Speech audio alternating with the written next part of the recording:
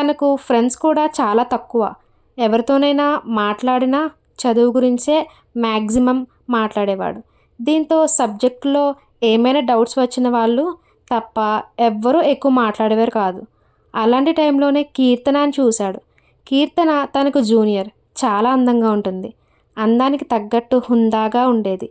తెలివైంది, బాగా చదివేది కూడా. ఎంతోమంది ఆమెతో మాట్లాడడానికి తెగ ప్రయత్నించేవాళ్ళు. అందరితోనూ ఆమె మొహమాటం లేకుండా చక్కగా మాట్లాడేది. ఆమె ముఖాన్ని చిరునవ్వు ఎప్పుడూ అంటిపెట్టుకుని ఉండేది. అలా ఆమె అందరితోనూ కలుపుగోలుగా ఉండటం తనకు ఎంతో నచ్చేది. తను కూడా ఆమెలా ఉంటే ఎంత బాగుండు అనుకునేవాడు. కానీ చిన్నప్పటి నుండి అలవాటైన స్వభావం ఎలా మారుతుంది? బహుశా అదే ఆమెతో ప్రేమలో పడేటట్టు చేసిందేమో.